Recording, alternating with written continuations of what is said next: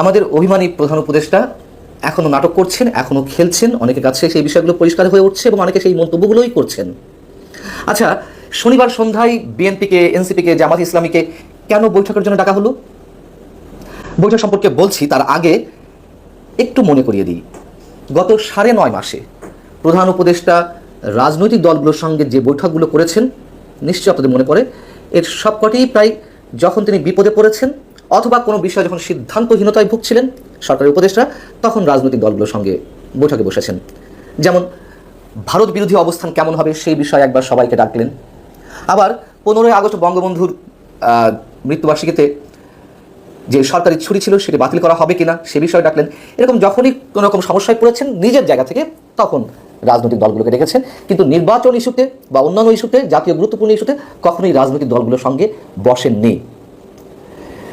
এবারও তিনি বিপদে পড়েছিলেন মানে তিনি বিপদ অনুভব করছিলেন। সেনাপ্রধান গত 21শে মে অফিসার্স অ্যাড্রেসে যে জনপ্রত্যাশার কথাগুলো তার কণ্ঠে প্রতিধ্বনিত করলেন, সেখান থেকে মনে হলো যে তিনি সম্ভবত বিপদে পড়তে যাচ্ছেন, এবং যার কারণে আমরা কিছু নাটক দেখলাম পদত্যাগের। তার পরবর্তীতে কেউ কেউ তাকে পরামর্শ দিল, বিশেষ করে এনসিপি, জাতীয় নাগরিক পার্টি, যে সবাইকে নিয়ে রাজনৈতিক আলোচনা করতে হবে, সবাই যে তার সঙ্গে আছে সেটি প্রমাণ করতে হবে। সেই জায়গা থেকে প্রাথমিকভাবে শনিবার বিএনপি, জামাত ইসলামী এবং এনসিপিকে ডাকা হলো। রোববার আবার সর্বদলীয় বৈঠক ডাকা হয়েছে। এখন এই বৈঠকে গিয়ে বিএনপি কী করলো? বিএনপির অবস্থাতেও মানুষ অনেক হতাশ, অনেক। তারা সেই গতানুগতিক দাবি তুললো, না তুলে উপায় নেই, কিন্তু কতখানি কথা আদায় করতে পারলো? বিএনপির দাবিগুলোর মধ্যে কী আছে বা কী ছিল যেটি গণমাধ্যম জানিয়েছে? তারা ডিসেম্বরের মধ্যে নির্বাচন দাবি করেছে, তারা একটি রোড ম্যাপ দাবি করেছে, তারা নতুন যে দাবিটি সাম্প্রতিক সময়ে সংযোজন হয়েছে, সরকারের দুই ছাত্র উপদেষ্টা আসিফ মাহমুদ সজীব ভুইয়া এবং মাহফুজ আলম, সাথে জাতীয় নিরাপত্তা উপদেষ্টা ডক্টর খলিলুর রহমান, তাদের অপসারণ দাবি করে উপদেষ্টা পরিষদ পুনর্গঠনের দাবি জানিয়েছে। আর এর বাইরে আওয়ামী লীগের বিচার বা আওয়ামী লীগের যারা অপরাধী তাদের বিচার চলবে, পরবর্তী যে সরকার, নির্বাচিত সরকার আসবে সেই সরকারের সময় বিচার অব্যাহত থাকবে, তার জন্য নির্বাচন থেকে থাকবে না। আর সংস্কার যেগুলো হওয়ার কথা বা ঐকমত ভিত্তিতে যেগুলো সিদ্ধান্ত নেওয়া হবে সেগুলোও চলবে, নির্বাচিত সরকার এসেও বাকিগুলো করবে, এই কথাগুলো। এখন সাংবাদিকদের প্রশ্ন ছিল যে এর পরিপ্রেক্ষিতে প্রধান উপদেষ্টা কি বললেন? বিএনপির উত্তর হচ্ছে, যেমন যুগ্ম মহাসচিব সালাউদ্দিন আহমেদ বলছেন, আশ্বাসের বিষয় ওনারা দেখবে, তো ওনারা তো দেখেই আসছে, আপনারা কি আদায় করলেন? আসলে কতটুকু বিএনপি আদায় করতে পারছে বা পারছে না, বিএনপি কতটা ক্ষতির সম্মুখীন হচ্ছে কি হচ্ছে না, এটা তো একান্তই তাদের নিজস্ব বিষয়, তাই না? মানুষের যদি প্রত্যাশা বা মানুষের যদি চাওয়া কত দ্রুত একটা নির্বাচন অনুষ্ঠান করা যায়, যদিও বিএনপি সেই দাবিগুলো করছে, কিন্তু বিএনপির যে মাঝে মধ্যে কথাবার্তা বা যে কর্মকাণ্ড, সেখানে মানুষ হতাশ, তারা নরম গরম খেলা খেলেই যাচ্ছে। কি লাভ হলো এই বৈঠকে? এবং আমি বলছিলাম, প্রধান উপদেষ্টা যখন বিপদে পড়েন তখনই হই হই করে সবাইকে নিয়ে বসেন। এই অভিযোগগুলো তো নিশ্চয় আমি জানাচ্ছি না, এই অভিযোগগুলো রাজনৈতিক দলগুলোর যারা শীর্ষ নেতা তারাই একাধিকবার বলেছেন। আমার সঙ্গে বিভিন্ন টক শোতে যারা কথা বলেছেন তারাও এই কথাগুলো বলেছেন। তাহলে এখনও পর্যন্ত প্রধান উপদেষ্টার প্রতি এক ধরনের বিশ্বাস রাখা হচ্ছে, আস্থা রাখা হচ্ছে, না অন্য কোনো ধরনের বিপদের আলামত তারা দেখছে? কি বিপদ হতে পারে তার উপর আস্থা না রাখলে? এবং নাটক যে চলছে সরকারের, তার আরও একটি জলজান্ত উদাহরণ, একটা সবচেয়ে বড় প্রমাণ, সেটি হচ্ছে শনিবার একনেক বৈঠকের পরে উপদেষ্টা পরিষদের সদস্যদের যেই রুদ্ধদ্বার বৈঠকটি হলো, সেই বৈঠকের পরে উপদেষ্টা পরিষদের পক্ষ থেকে প্রথমবারের মতন একটি বিবৃতি এলো জাতির সম্মুখে।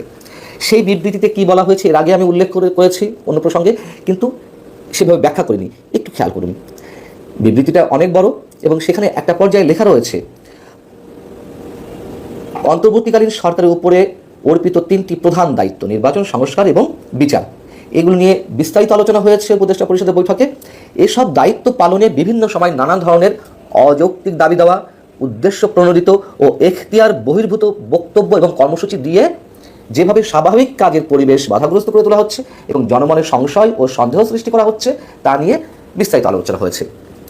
তাহলে এই যে কথাগুলো বলল, এর মধ্যে অবশ্যই কিছু বিষয় তো দৃশ্যমান, যে অযৌক্তিক দাবি দেওয়া কিংবা উদ্দেশ্য প্রণোদিত কর্মসূচি বিভিন্ন স্টেক হোল্ডাররা তো করছেন সরকারের কিংবা রাজনীতির। দুটি শব্দ, উদ্দেশ্য প্রণোদিত এবং এখতিয়ার বহির্ভূত বক্তব্য, কাকে মিন করলো উপদেষ্টা পরিষদ? সেনাপ্রধান যে বক্তব্য দিয়েছেন সেদিকেই কি ইঙ্গিত করা হলো? এবং এই কথা তো সরকারের যারা ঘনিষ্ঠ, সরকারের যারা আশীর্বাদ পুষ্ট, তারা হুঙ্কার ছেড়ে এখনও বলছেন, যদিও শনিবার থেকে একটু কণ্ঠটা নেমে গেছে সারা দেশে নিরাপত্তা ব্যবস্থা জোরদার করার কারণে সেনাবাহিনীর মাধ্যমে। তারপরেও সরকারের পক্ষ থেকে এই কথাটি এসেছে। সেনাপ্রধান কোনো ধরনের এখতিয়ার বহির্ভূত বা উদ্দেশ্য প্রণোদিত বক্তব্য দেননি, যদি তারা এটিকে মিন করে থাকেন। সেনাপ্রধান যা বলেছেন, রাষ্ট্র পরিচালনার অন্যতম স্টেক হোল্ডার এখন সেনাবাহিনী। দেশে কোনো সাংবিধানিক সরকার আছে কিনা তা নিয়ে তো অনেক প্রশ্ন রয়েছে, এবং 5 আগস্ট যেভাবে সেনাপ্রধান নিজের কাজে সব দায়িত্ব তুলে নিয়েছিলেন, সেই জায়গা থেকে তার বাংলাদেশকে গণতান্ত্রিক প্রক্রিয়ায় উন্নীত করার জন্য তিনি এই কথাগুলো, এই দাবিগুলো করতেই পারেন। তাহলে যে নাটক করে গত 2 দিন মানুষের দৃষ্টি অন্যদিকে ডাইভার্ট করার চেষ্টা করা হোক, অথবা নিজের জনপ্রিয়তা যাচাই করা হোক, যেই পদত্যাগের বিষয়টি আমরা শুনেছি, তার পরবর্তীতে এসে আবার এই ধরনের শব্দ সরকারের বিবৃতিতে উল্লেখ করা অবশ্যই একটা অন্যরকম খেলার অংশ, নাটকের অংশ। আর বৈঠকে যা হলো তা তো আর নতুন করে কিছু বলার নেই, অশ্বডিম্ব ছাড়া আর কিছুই না। আর বিবৃতিতে আরও কয়েকটি শব্দ উচ্চারণ করেছে, যে পরাজিত শক্তি এবং বিদেশি ষড়যন্ত্রের মাধ্যমে ইত্যাদি ইত্যাদি অনেক কিছু হচ্ছে। এগুলো হচ্ছে নিজেদের দোষ ঢাকার জন্য।